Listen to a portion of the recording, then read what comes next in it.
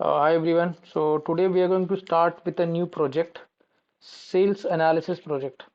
ये आपका हो सकता है फर्स्ट प्रोजेक्ट हो जो आप खुद से क्रिएट करें and I want you to create this as your first project. Project के बारे में थोड़ा सा बात करते हैं एग्जैक्टली क्या रहेगा. There are lot of e commerce websites like Flipkart, Amazon etcetera. अब ये जो वेबसाइट्स है वहाँ पे every single minute lakhs of transactions are happening and that's a huge data, right? So उस data को मतलब obviously that's a huge data, but what we are going to do is we are going to have a similar data.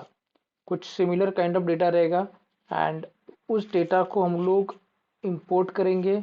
उस पे जो अपना data analysis का basic process है कि data को import करो, import करने के बाद perform ETL, उसको एक्सट्रैक्ट करो, ट्रांसफॉर्म करो, लोड करो एंड फाइल अल्टीमेटली इसको प्रेजेंट करके we get the insights from the data that should help us for the decision making and business profitability or the benefit of business in general. So this is what is the project about.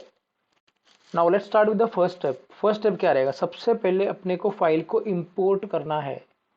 अब ये जो file है इसको import करने से पहले will get to that part also. सबसे पहले अपने को कुछ जो अपना रेगुलर लाइब्रेरीज है जो अपने को ज़रूरी होता है मैंडेटरी नो, वो लाइब्रेरीज को सबसे पहले अपन रन कर लेते हैं. कौन सी लाइब्रेरीज है? तो सबसे पहले अपन करते हैं 1 मिनट. फिर स्टार्ट विथ पैंडास. तो import pandas as PD. Second ले आएगा अपना import matplotlib dot pyplot matplotlib.python plot as plt. एक और लाइब्रेरी हम लोग यूज कर सकते हैं जिसको बोलते हैं cbon. So you can say that import cbon as sns. और कौन सा लाइब्रेरी यूज कर सकते हैं अपन? numpy भी ले लेते. चलो न्यूमेरिकल के लिए इंपोर्ट numpy एज np. तो सबसे पहले इन चारों जो अपने लाइब्रेरीज है इसको मैंने इंपोर्ट कर दिया. लाइब्रेरीज को इंपोर्ट करने के बाद what we are going to do is basically we would be using a function which is called as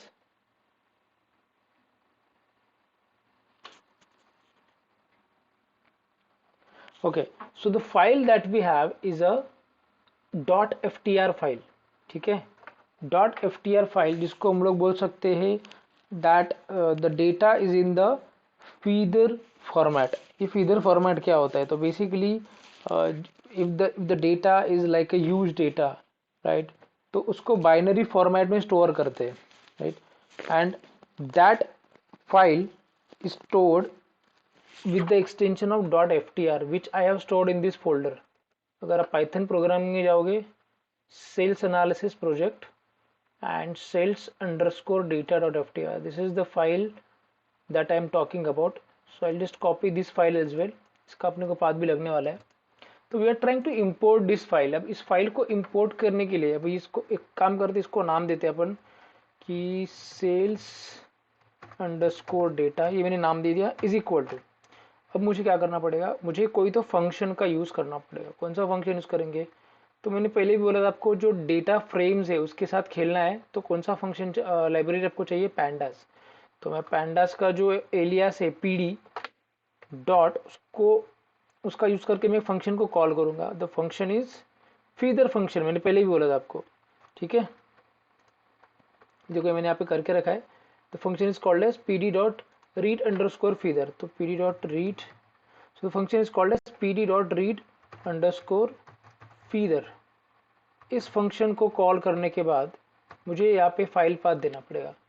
तो what is the file path where in I have stored? This is the file path. तो I just put this file path sales analysis project. इसके बाद आएगा slash. देखो slash देना है यहाँ पे. एंड फाइनली आएगा अपना जो फाइल का नाम है. तो I just copy that.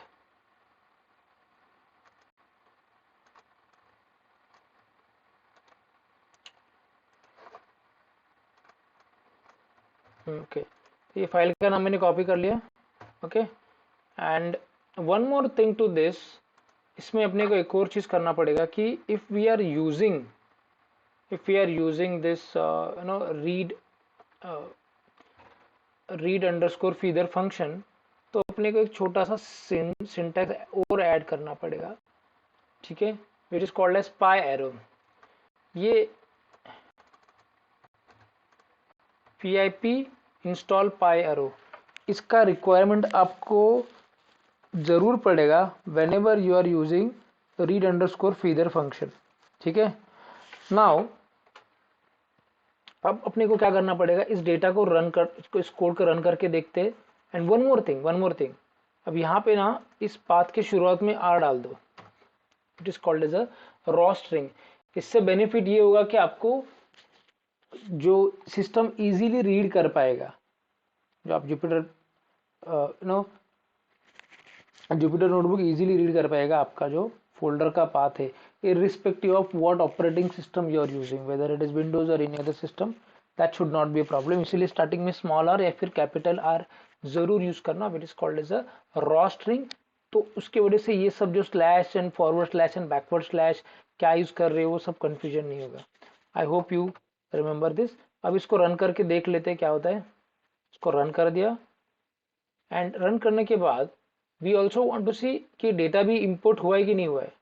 So what we can do is we will simply use this name sales underscore data dot head, and by default 5 आएंगे।